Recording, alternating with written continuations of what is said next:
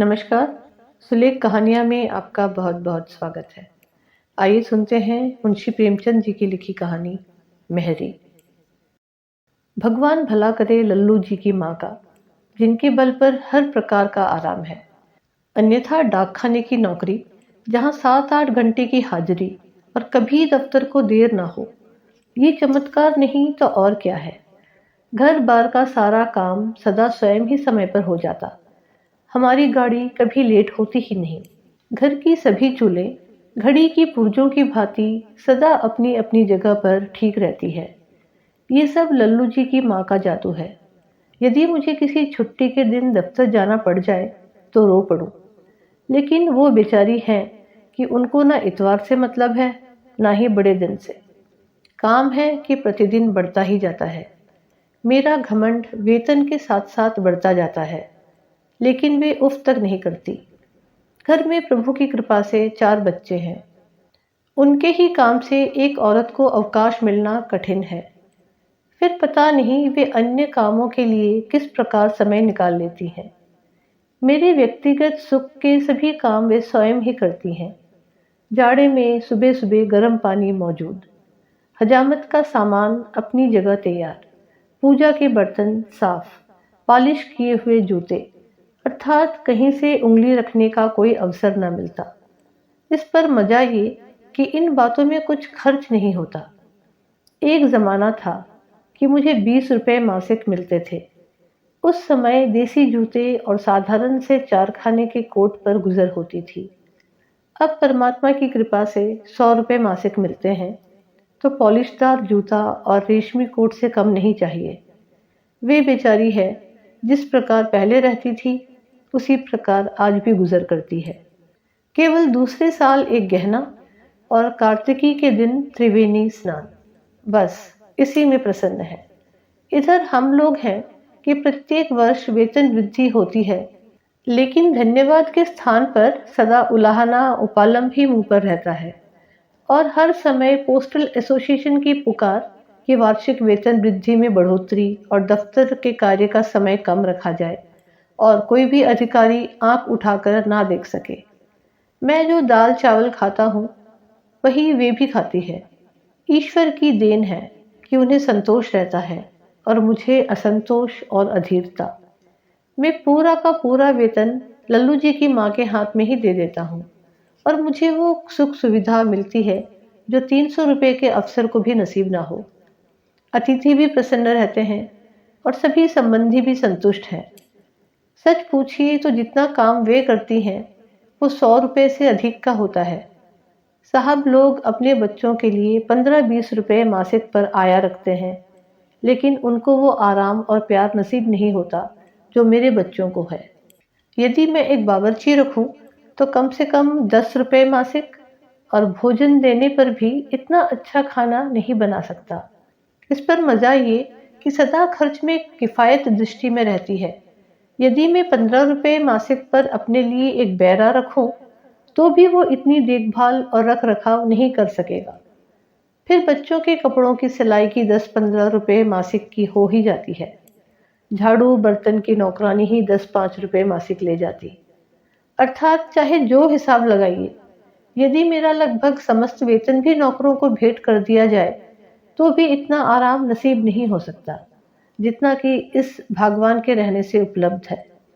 इसे अंग्रेजी शिक्षा का प्रभाव समझिए या अखबार पढ़ने अथवा बड़े बड़े नेताओं के भाषणों का परिणाम। प्राय मेरे मन में आता है कि अपने जीवन साथी से इतनी मेहनत कराना भारी अत्याचार है और वास्तव में एक औरत का इस सीमा तक काम करना अन्याय है। लेकिन वो बेचारी अपने मुंह से कुछ नहीं कहती। संभवतः उसके मन में कभी विचार ही नहीं आता है। मेरे मन में कभी कभी उफान सा उठता है कि एक मेहरी या नौकरानी रख दूं तो शायद उन्हें कुछ आराम मिले। वास्तव में बहुत स्वार्थीपन की बात है कि मैं तो बाबू बना हुआ हर प्रकार का आराम उठाऊं और घर की देवी नौकरानी की भांति दिन भर काम ही करती रहे। लेकिन जब कभी देवी जी से इसकी चर्चा होती है तो वे सदा हंसकर टाल देती है। क्यों बेकार में खर्च बढ़ाओगे? मैं कुछ पढ़ी लिखी तो हूं नहीं जो दिन भर पलंग पर लेटी रहूं या सुबह शाम पार्क की सैर को जाऊं। जिस तरह काम चलता है चलने दो।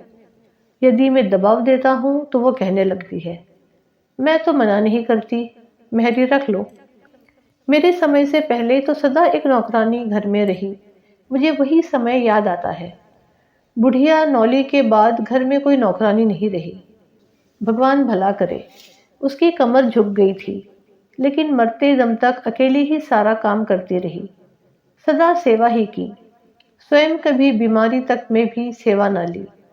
उस पर मजा ये कि केवल 1 रुपया वेतन और खाने पर, और वो उम्र भर का वेतन भी मरने पर घर में ही छोड़ मरी।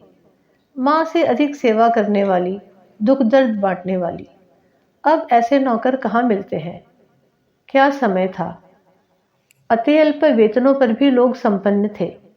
इसके प्रतिकूल आजकल वो समय है कि आय और व्यय दोनों में वृद्धि, उस पर भी हर समय असंतोष।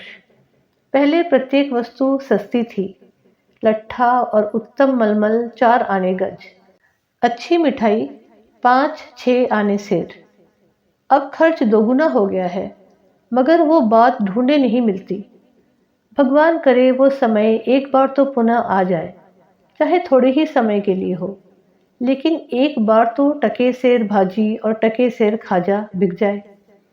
अब मैंने किसी आवश्यकता के कारण नहीं, और ना किसी के कहने पर, बल्कि अपनी इच्छा से, फैशन की दृष्टि से एक मेहरी रखने का संकल्प कर लिया। लेकिन ये संकल्प रास नहीं आया। हर बार नई मुसीबतों से दो चार होना पड़ा, और आराम तो एक और, चिंता ही चिंता रही। प्रतिदिन बर्तनों और कपड़ों का गुम होना आरंभ हुआ। खर्चे अत्यधिक बढ़ गए। यदि पहले 10-15 रुपए के घी में काम चल जाता था, तो अब 25 का लगने लगा। नौकरानी है कि हर समय अपने पिछले स्वामी की बड़ाई का गीत गाती रहती है। वहां तो ये होता था, वो होता था। इस प्रकार घी पतनालों में बहाया जाता था, दूध के बर्तन धुलते थे, ये मिलता था, वो मिलता था। अर्थात आराम कम और खर्च अधिक हो गया। हर समय की बगझक ऊपर से। पहली नौकरानी जो मिली, उसकी अवस्था 20-22 वर्ष की रही होगी। आप उसे रूपसी नहीं कह सकते हैं, लेकिन शिष्ट अवश्य थी, और उसकी आंखों में एक प्रकार की चमक भी थी। यद्यपि कोई विशेष बात नहीं हुई, लेकिन देवी जी को शिकायत ही रही। वो कहती थी, मैं अब दफ्तर देर से जाता और शीघ्र लौट आता हूँ, लेकिन मैं पूरे समय तक दफ्तर में ही रहता। डाक खाने की नौकरी में देरी और जल्दी कैसी। दूसरी शिकायत ये हुई कि मैं जमुना की ओर बहुत देखता हूँ, हर समय उसी से बातें करता रहता हूँ, लेकिन मुझे कोई असामान्य बात नहीं लगी। लेकिन जब शिकायत बढ़ते बढ़ते कष्ट और शोक तक जा पहुंची, तो मैंने अंततः उसे नौकरी से निकाल दिया। इसके पश्चात मैंने ढूंढकर एक बुढ़िया रखी, ताकि घर में किसी प्रकार का संदेह उत्पन्न न हो और आवश्यकता भी पूरी हो जाए। लेकिन ये प्रयोग भी असफल रहा। बुढ़िया से ना तो पानी से भरा कोई बर्तन ही उठता है, ना पलंग ही उठा सकती है। वो तो हड्डियों और खाल का एक थैला भर थी, और सच पूछिए तो उसे स्वयं ही एक सेवक की आवश्यकता थी। बहरहाल लल्लू जी की माँ को उससे कोई आराम नहीं मिला। उन्हें पहले जितना काम करना पड़ता था, अब भी उतना ही करना पड़ता था। लेकिन बीच में मैं बेवकूफ बना। संक्षेप में ये कि अंततः उसे भी नौकरी से निकाल दिया, और अब भी एक मध्यम आयु वाले की खोज प्रारंभ हुई। सर्विस सीकिंग एजेंसी के माध्यम से एक 40 वर्षीय नौकरानी की खोज हुई। उससे पहले अनेक सेविकाएं आईं और चली गईं। कोई काम का विवरण पूछती और काम बताया जाता तो ये कहती हुई उल्टे पांव चली जाती कि काम तो 2 नौकरों का है और वेतन एक का भी नहीं। इस पर जब दूसरी मेहरी आई, तो मैंने कहा कि काम तो कुछ नहीं है, केवल पलंग बिछाकर पड़े रहना होगा। वो भी चली गई। विचित्र दशा है। यदि काम लेता हूं तो नौकर नहीं रहता, यदि कहता हूं कि कोई काम नहीं है तो भी कोई परिणाम नहीं निकलता। खैर, हफ्ते पखवाड़े की खोज के पश्चात एक और मिली, कि जिस पर ना किसी प्रकार के संदेह हो सकते थे, और जो कामचोर भी नहीं थी। हर प्रकार से अपनी बुद्धि से भली प्रकार सोच विचार कर उसे नौकर रखा। थोड़े समय में पता चला कि ये औरत जब चाहती अच्छा काम करती और जब ना चाहती तो कुछ ना करती। ऊपर से ये भी कि जब जी में आता धृष्टता का व्यवहार करती। एक दिन की घटना सुनिए। देवी जी ने थाली में मिट्टी और मिट्टी में पंजे का निशान देखा तो उससे पूछा, चंपा, ये थाली तो बहुत मैली है। चंपा बोली, ये तो साफ पंजे और उंगलियों के निशान हैं। मैं ही क्या, सभी देख सकते हैं। मगर ये मेरी नहीं है, हुमा यानी कि मेरी बड़ी लड़की की होगी। लड़के तो इस घर में मिट्टी से खेला ही करते हैं। देवी, अरे चंपा, क्यों इतना झूठ बोलती है? लड़की के इतनी बड़ी उंगलियां कहाँ? बेकार बातें बनाती है और बच्चों को बदनाम करती है। चंपा, मैं तो बात बनाती हूँ मगर झूठ तो तुम ही बोला करती हो। जबान संभाल कर बात कर। ये महीना पूरा हो ले तो हम तुझे बर्खास्त कर देंगे। तुम क्या बर्खास्त करोगी? मैं खुद ही थोड़े दिनों में नौकरी छोड़ने वाली हूँ। केवल अपना सुभीता देख रही थी। मेरा आदमी हैरान है कि इतने दिनों यहाँ कैसे रही। वे तो शुरू से ही इस घर के खिलाफ थे। यहाँ किसी नौकर का गुजारा हो ही नहीं सकता। सब चीजों पर ताले और मुहरें लगी हैं। सुखी तनख्वाह की तनख्वाह है। ये बात तो साफ है कि यहाँ कभी कोई नौकर नहीं रहा है। जब मैं शाम को दफ्तर से आया तो मुझे ये बात पता चली। मैंने ये कहकर टाल दिया कि तुमको नौकर नहीं रखना है तो निकाल दो। जो मैंने लल्लू जी की माँ के साथ किया, उस अन्याय पर मुझे बाद में बहुत पश्चाताप हुआ। खैर, उस समय तो ये बात आई गई हो गई और मैंने चंपा को समझा दिया और फिर कुछ दिनों तक काम चलता रहा। एक दिन की बात सुनिए। देवी जी ने 10 बार चंपा चंपा पुकारा। वो नीचे थी लेकिन बोली नहीं। चंपा सुनती है लेकिन बोलती नहीं।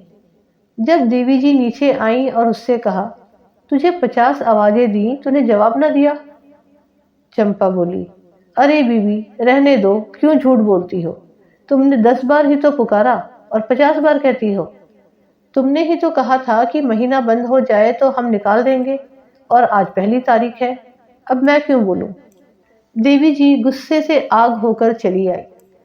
बेचारी पर्दे में रहने वाली देवी जी चुप होकर मेरे कारण गुस्सा पी जाती और मुझसे कुछ न कहती।